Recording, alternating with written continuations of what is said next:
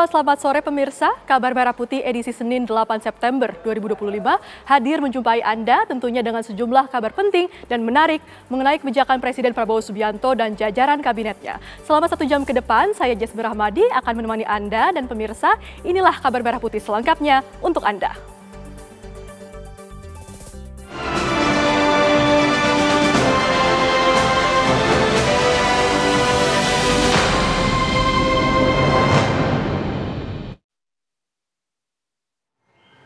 Kita mulai Kabar Merah Putih pemirsa. Hingga Senin siang, lokasi ambruknya Majelis Taklim di Ciamas, Bogor, Jawa Barat masih dipasang garis polisi. Garis polisi dipasang karena dikhawatirkan ada warga yang masuk ke lokasi ambruknya bangunan majelis. Tak hanya itu, petugas juga masih ada yang berjaga untuk mengantisipasi ambruk susulan bangunan. Dan sebelumnya, Minggu pagi Majelis Taklim ambruk di Kampung Ciamas, Desa Sukamakmur, Kecamatan Ciamas, Kabupaten Bogor. 4 orang nyatakan meninggal dunia dalam insiden tersebut.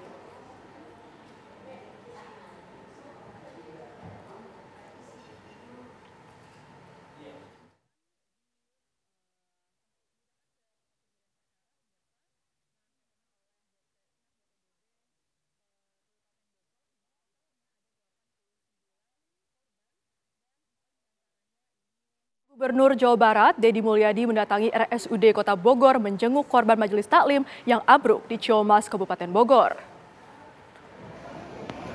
Deddy Mulyadi berjanji semua biaya korban ditanggung oleh Pemda Jawa Barat.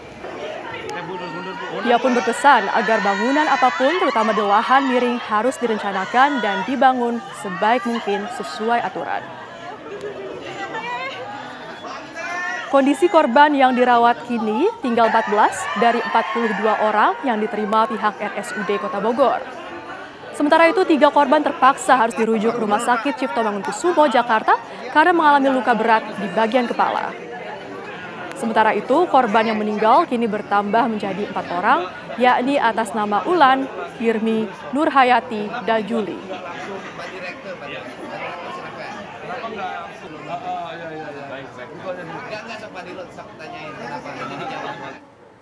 Belasan orang masih dirawat di RSUD Kota Bogor pasca ambruknya bangunan Majelis Taklim di Kampung Ciapus, Kompas, Kabupaten Bogor.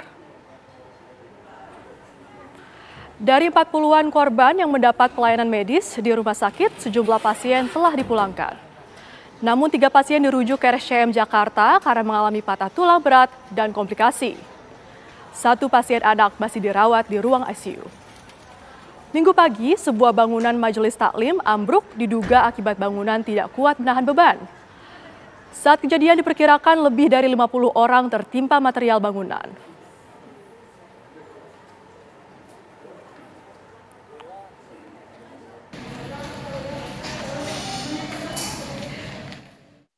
Yang kemarin datang yang kita layani lebih kurang 41 terakhir.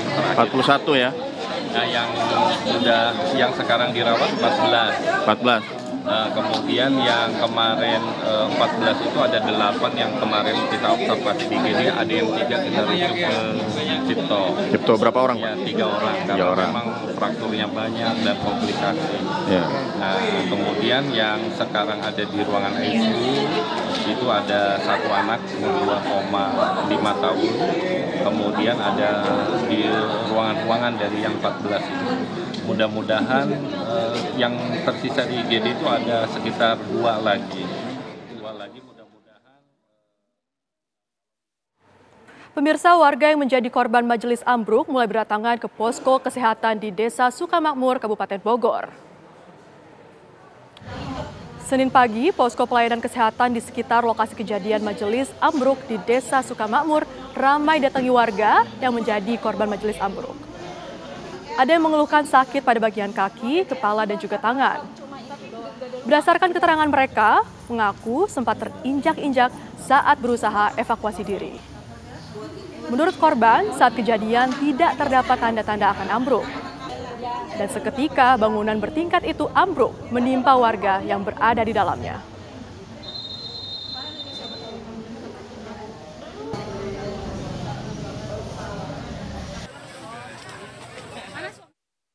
Apa yang dirasa sakit apa sekarang? Iya, kaki sebelah. Oh. Ya. Terus udah dibawa ke rumah sakit? Belum. Kenapa? Ya langsung pulang panik. Oh, panik. Iya, panik ngeliat darah gitu lah. Berarti ibu pas kejadian ada? Ada. Lagi apa? Iya, pas mau pulang dari pas kecelakaan itu. Oh, ibu Iya. datang sama siapa waktu itu? Apa? Datang sama siapa? Datangnya banyak kan? Orang ya, Iya. rombongan. Iya, sama saudara-saudara. Oh, sama saudara-saudara. Iya. Saudaranya yang lain gimana? Saudara Kondisi? sebelah lagi mah enggak. Alhamdulillah. Dengan kita doang, ibu nggak bisa bangun. Oh. Dia kram. Oh. Dan untuk memperbaharui informasi terkini mengenai bangunan Majelis Taklim yang mabruk, kita menuju ke jurnalis TV One Yunike Suwandi yang ada di lokasi kejadian di Ciamas, Bogor, Jawa Barat. Yunike, bagaimana suasana terkini di lokasi? Ya, selamat siang Jasmine dan juga pemirsa TV One. Benar sekali bahwa inilah TKP ataupun tempat kejadian perkara dari ambruknya bangunan Majelis Taklim Asobiah yang tepatnya terletak di Desa Sukamakmur, Kecamatan Ciamas, Kabupaten Bogor, Jawa Barat. Pemirsa, jika digambarkan saat ini pemirsa, puing-puing masih berada di tempat ini dan juga wilayah ini sudah dilakukan pembatasan dengan garis polisi. Dan juga pemirsa, kemarin ini bangunan Majelis Taklim Asobiah ambruk pada Minggu pagi sekitar setengah 9 pagi waktu Indonesia Barat, tepatnya pada tanggal 7 September 2025.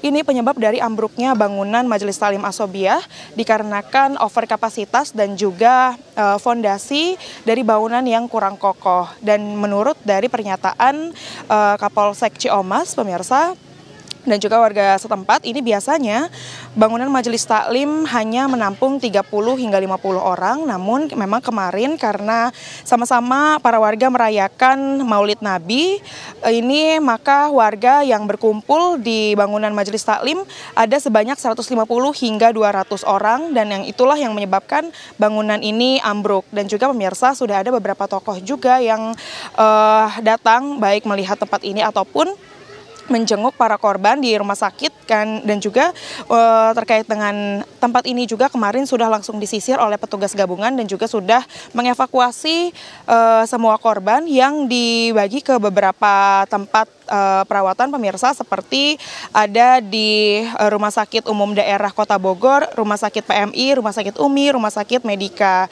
Dramaga, dan juga ada posko yang dibangun di dekat TKP Majelis Taklim itu sendiri. Dan juga pemirsa, untuk korban-korban ini pihak BPBD Kabupaten Bogor mencatat ada 89 korban, itu termasuk juga 4 orang yang meninggal dunia.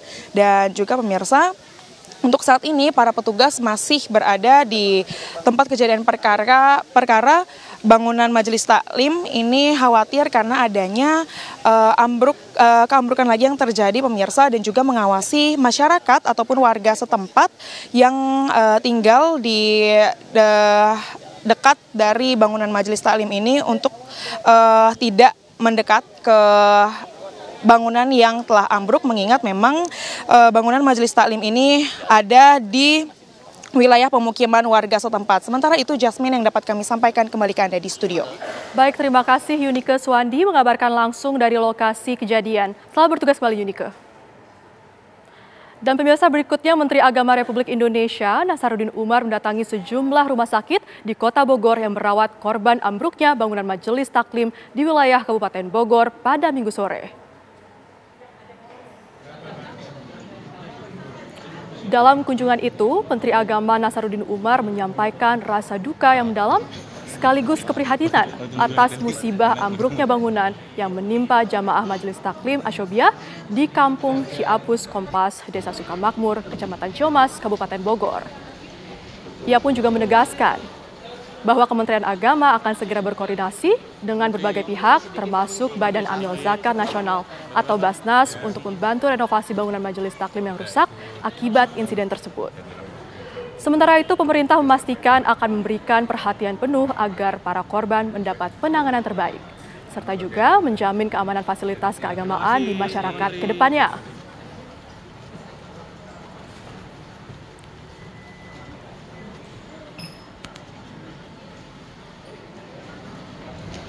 Ikut berduka berduka ya atas kecelakaan yang terjadi tadi ya. Kami kunjungi semuanya di beberapa rumah sakit dan insya Allah kita sudah mencarikan jalan keluar semuanya.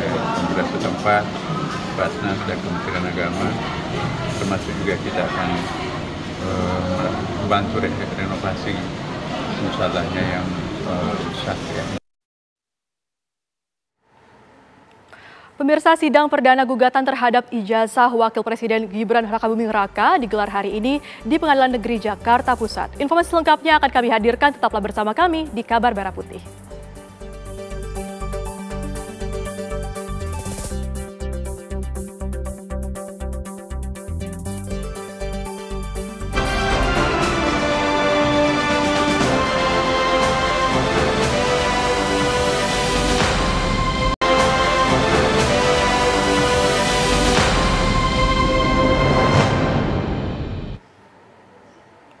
Anda kembali di Kabar Merah Putih.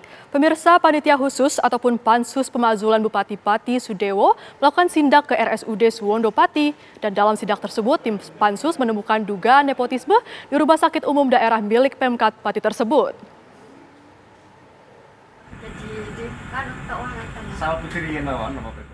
Anggota Pansus dari Dewan Perwakilan Rakyat Daerah DPRD Kabupaten Pati melakukan inspeksi mendadak di RSUD RAA Suwondo Pati. Torang Manurung yang sebelumnya menjabat Ketua Dewan Pengawas atau Dewas RSUD Suwondo Pati diduga memanfaatkan jabatannya agar CV istrinya bisa masuk dan memasok logistik gizi di rumah sakit tersebut. Ketua Pansus Hak Angket DPRD Pati mengatakan praktek ini merupakan wujud nepotisme.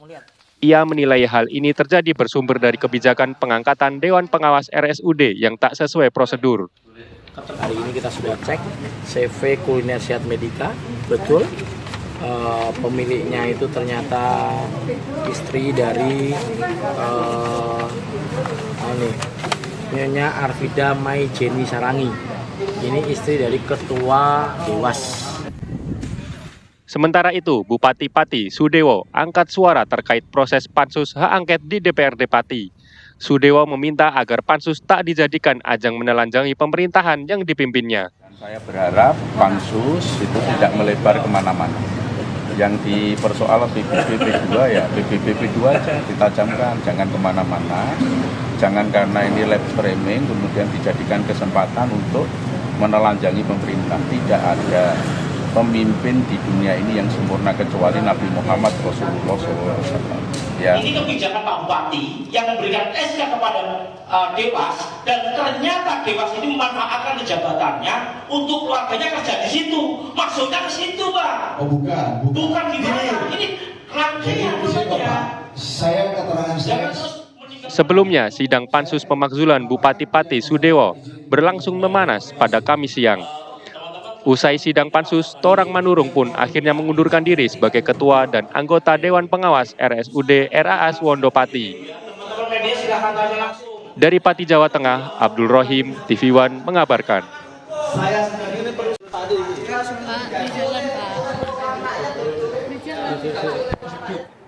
Presiden Prabowo mengklaim program kerja yang telah dirancang oleh pemerintah telah terwujud dan dirasakan manfaatnya oleh warga.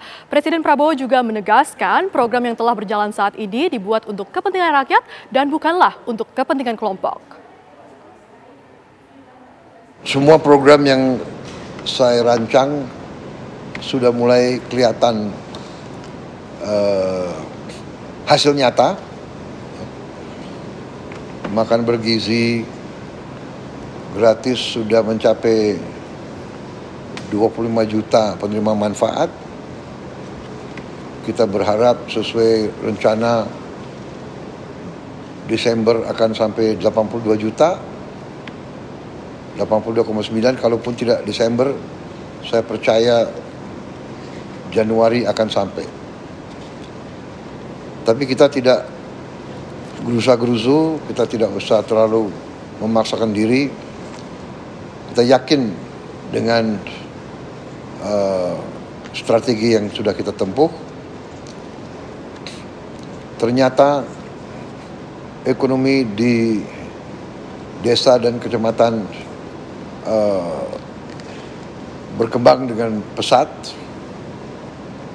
Nilai tukar petani meningkat cukup tajam. Penghasilan petani naik tentunya. Banyak sekali kemajuan yang kita capai. Ya memang ada narasi-narasi yang ingin mungkin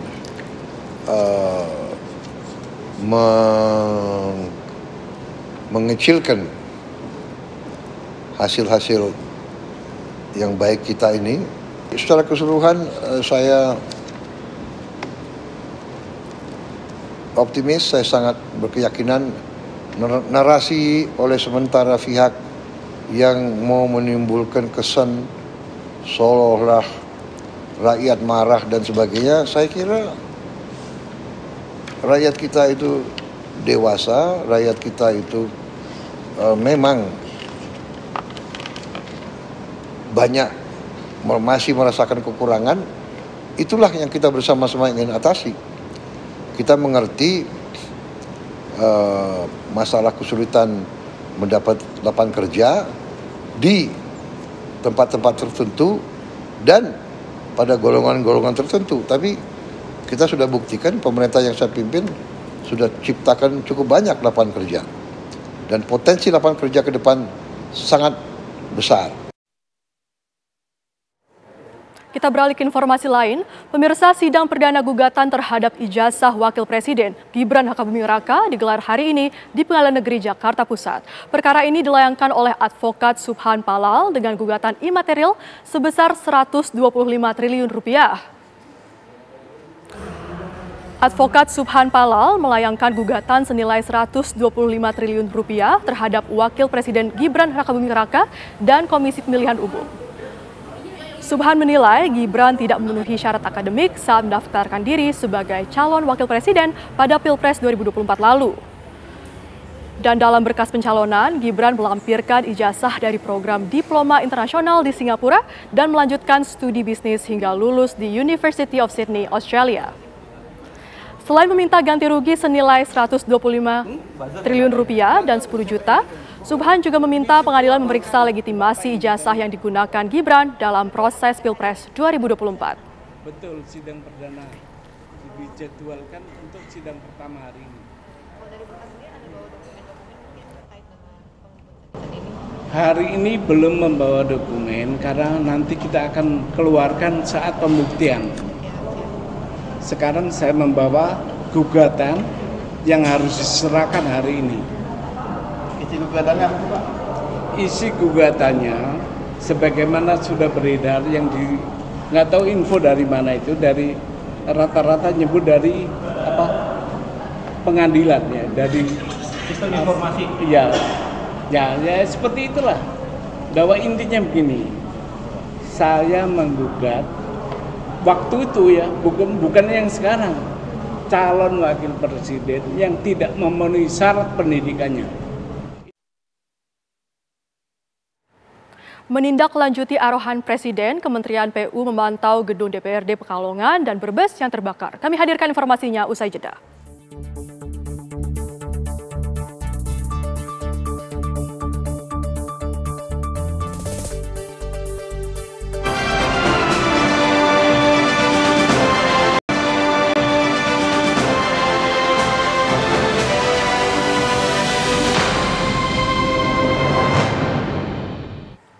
Pemirsa, pemerintah bergerak cepat memulihkan fasilitas umum yang rusak akibat aksi massa beberapa waktu lalu. Menindaklanjuti arahan Presiden, Kementerian PU memantau gedung DPRD Pekalongan dan Brebes yang terbakar. Menteri Pekerjaan Umum, Dodi Hanggodo, menyebut perbaikan fasilitas umum yang terbakar dan rusak di seluruh Indonesia diperkirakan bisa mencapai Rp1 triliun dan diharapkan akhir tahun 2026 semua sudah selesai dilakukan perbaikan. Bahwa semua fasilitas yang rusak akan dikerjakan serentak di seluruh Indonesia agar kegiatan dapat kembali berjalan normal.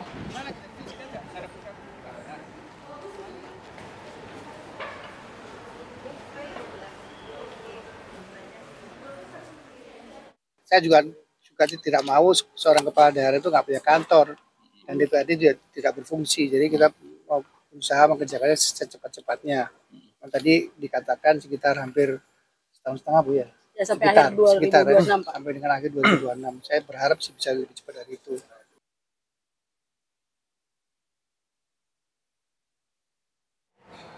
Gubernur Jakarta Pramono Anung merespon soal tunjangan rumah DPRD DKI sebesar 70 juta rupiah yang sempat didemo warga lantaran dinilai tunjangan tersebut terlalu tinggi.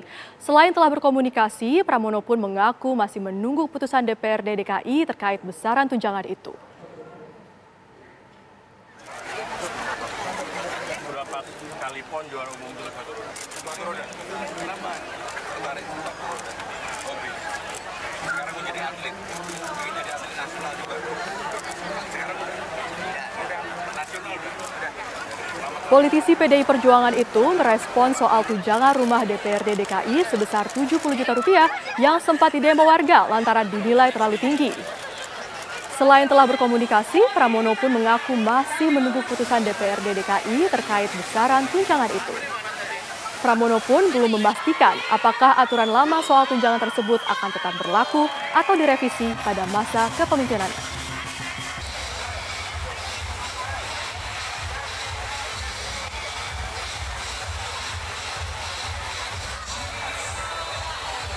Saya menunggu apa yang diputuskan oleh DPRD DKI, tetapi terus terang saya sudah berkomunikasi dengan DPRD DKI. Terima kasih. Wassalamualaikum warahmatullahi wabarakatuh. Komisi 3 DPR RI menggelar rapat dengan panitia uji kelayakan dan kepatutan atau Fit and Proper Test terhadap calon hakim agung dan calon hakim ad hoc Mahkamah Agung.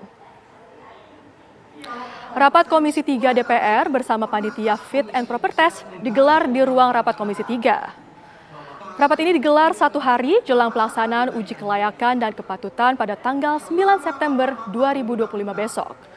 Dan dalam rapat ini, Komisi 3 menerima beberapa nama calon yang diajukan oleh Komisi Yudisial selaku panitia Fit and Proper Test. Nama-nama yang akan diuji tersebut terdiri dari calon Hakim Agung Kamar Pidana, Hakim Agung Kamar Perdata, Hakim Agung Kamar Agama, Hakim Agung Kamar Militer, Hakim Agung Kamar Tata Usaha Negara, Hakim Agung Tata Usaha Negara Khusus Pajak, dan Hakim Agung Ad hoc HAM. Dan para calon hakim agung ini pun juga akan menjalani pengambilan nomor urut dan pembuatan makalah. Yang terlaksanakan yang ada di Indonesia. Salah satunya melalui anggota Komisi 3 yang pada saat itu termasuk memfit proper orang tersebut. Ada aja orang ini. Dan untuk mengetahui perkembangan terkini mengenai rapat persiapan pemilihan calon hakim agung antara Komisi 3 DPR RI dengan panitia seleksi, kita sudah terhubung dengan jurnalis TV One Zinedine Duhan. Selamat sore Duhan, bagaimana situasi terkini di lokasi Anda? Silakan dengan laporan Anda. Ya, Jasmine dan juga pemirsa, untuk saat ini rapat antara Komisi 3 dengan panitia dari pelaksanaan Fit and Proper Test atau uji kelayakan hakim ad hoc untuk MA ini sudah selesai dilakukan pada rapat yang digelar sejak pukul 9.00 waktu Indonesia bagian Barat di ruang rapat Komisi 3. Ini Komisi 3 fokus membahas mengenai nama-nama yang diajukan. Memang ada sekitar 13 nama yang diajukan ditambah 3 hakim ad hoc seperti itu. Ini juga lalu dijelaskan oleh panitia dari Fit and Proper Test yang juga merupakan komisi yang langsung dihadiri oleh yang menyebutkan bahwa ditanyakan apa saja dasar-dasar atau apa saja alasan mengapa 13 orang ini diajukan. Seperti itu, perlu diketahui bahwa memang kebutuhan untuk Hakim Agung sendiri dari Indonesia sendiri dibutuhkan 60 orang dan yang permintaan dari pemerintah sebetulnya 17.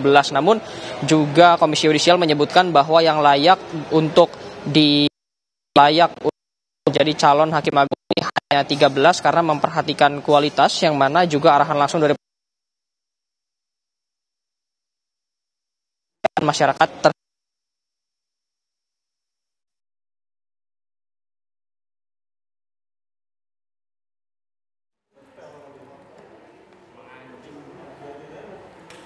Halte Transjakarta Sentral Senen mulai beroperasi secara fungsional hari ini setelah sebelumnya dibakar masa aksi beberapa waktu lalu. Informasi selengkapnya akan kami hadirkan usai jeda.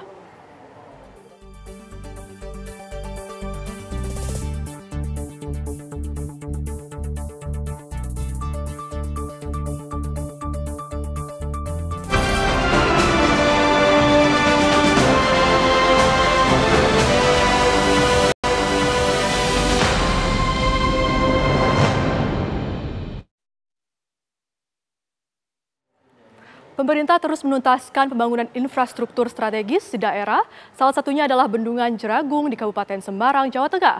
Bendungan yang ditargetkan selesai pada tahun 2026 ini diharapkan menjadi penopang utama swasembada pangan dan penggerak ekonomi rakyat. Pembangunan Bendungan Jeragung saat ini sudah mencapai 88% dan ditargetkan rampung pada September 2026. Menteri Pekerjaan Umum Dodi Hanggodo menyebut, bendungan ini akan menopang pengairan ribuan hektar lahan pertanian, sekaligus mendukung program Presiden Prabowo Subianto dalam swasembada pangan. Bendungan Jeragung saat ini mengairi daerah irigasi seluas 4.053 hektar dan membuka penambahan pengairan lahan seluas 475 hektar, sehingga nantinya akan mengairi 4.528 hektar. Dengan irigasi premium, petani diperkirakan dapat melakukan 3 kali tanam dalam setahun. Bendungan Jeragung ini mengcover daerah irigasi DSD Jeragung. Awalnya sudah punya bendung, kita tingkatkan lagi bendungan supaya keandalan suplai air lebih bagus lagi. Ini sudah 80%, sudah hampir 90%, 88%. Insya Allah 2026 sudah selesai, sehingga 2027 diharapkan sudah bisa mengairi 4.500 hektar. Nah, harapannya nanti akan meningkatkan indeks pertanaman dari sekarang dari 200% menjadi 300%, hingga pas untuk mensupport program utama dari Pak Presiden Prabowo di sisi swasembada pangan. Dengan kapasitas tampung 90 juta meter kubik dan luas genangan 451 hektar, Bendungan Jeragung akan menyuplai air untuk 4.528 hektar lahan pertanian di Demak dan Grobogan, termasuk Kecamatan Karangawen, Meranggen, Guntur, Tegowanu, dan Tanggung Harjo. Bendungan ini juga menjadi pengendali banjir hingga 45%, serta sumber energi baru terbarukan melalui PLTS 90,2 MW dan PLTMH 1,4 MW. Tak kalah penting, Bendungan Jeragung turut menggerakkan ekonomi warga. Sepanjang akses jalan menuju bendungan, sudah banyak pedagang dan warga lokal yang memanfaatkan ramainya pengunjung. Bendungan Jeragung ini juga bukan hanya untuk irigasi, tapi juga nanti untuk air baku. Air baku itu 1.000 liter per detik. Nah, itu terdiri dari untuk kota Semarang 400 liter per detik, untuk Kabupaten Demak itu 350 liter per detik, dan untuk Kabupaten Grobogan itu 250 liter per detik. Sehingga bukan hanya air baku, tapi juga irigasi dan juga dengan listrik. Dengan beragam manfaatnya, Bendungan Jeragung bukan hanya menopang ketahanan pangan, namun juga mendukung ketersediaan air bersih, pengendalian banjir, sumber energi, dan pengembangan ekonomi lokal serta pariwisata. Dari Semarang, Jawa Tengah, tim TV One mengabarkan. Halte Transjakarta Sentral Senen mulai beroperasi secara fungsional hari ini. Usai melakukan revitalisasi, kini halte Sentral Senen berganti nama menjadi Halte Jaga Jakarta. Gubernur DKI Jakarta, Pramono Anung, kembali meresmikan salah satu halte Transjakarta yang hangus pasca terjadi unjuk rasa beberapa waktu lalu. Usai melakukan revitalisasi, kini halte Senen Sentral diresmikan menjadi Halte Jaga Jakarta yang sudah mulai beroperasi secara fungsional. Pramono menegaskan pergantian nama tersebut untuk menghimbau masyarakat Jakarta agar sama-sama menjaga dan berharap kejadian tersebut tidak terulang kembali. Proses perbaikan berlangsung kurang dari 7 hari sesuai yang diharapkan dan agar dapat kembali menunjang alternatif transportasi warga Jakarta.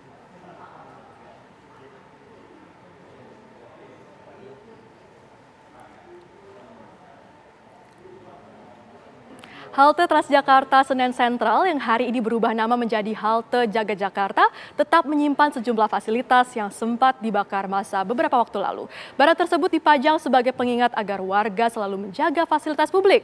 Berikut laporan Yulinda Chaniago dan juru kamera Firdaus.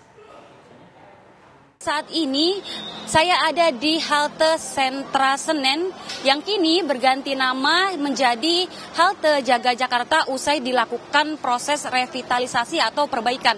Ini jika dapat Anda lihat, pemirsa, ini adalah salah satu memorable yang kini ada di halte Jaga Jakarta, di mana ini dibuat bertujuan untuk menghimbau para warga Jakarta dan juga masyarakat Jakarta untuk sama-sama kemudian menjaga halte dari Jaga Jakarta sendiri agar tidak kembali terjadi hal-hal serupa. Jika dapat Anda lihat, inilah peresmian dari halte Jaga Jakarta yang dilakukan langsung oleh Gubernur DKI Jakarta Pramono Anung. Dan pemirsa, di sini sudah ada beberapa perbaikan yang dilakukan, seperti ada juga toilet, kemudian juga ada musola yang sudah mulai rampung dilakukan perbaikan. Ini jika dapat dilihat pemirsa, toilet sempat terjadi kerusakan dari bagian atas kaca toilet yang ada di halte Sentra Senen sebelum berubah nama menjadi halte Jaga Jakarta. Ini juga dapat Anda lihat ada musola yang sudah mulai rampung diperbaiki untuk nantinya dipergunakan oleh warga-warga yang menggunakan halte Jaga Jakarta ini sendiri untuk menjadi alternatif transportasi sehari-hari. Nah pemirsa, saat ini juga jika dapat Anda lihat, halte Jaga Jakarta ini sudah mulai beroperasi secara fungsional, mengingat memang perbaikan ini sendiri belum cukup rampung, begitu ada bagian-bagian yang memang masih belum diperbaiki secara total, namun dipastikan hingga bulan Desember nanti halte-halte yang terjadi hangus pembakaran pada saat unjuk rasa sudah dipastikan dapat beroperasi secara normal kembali. Dari Jakarta, Yolanda Caniago, Firdaus, TV One mengabarkan.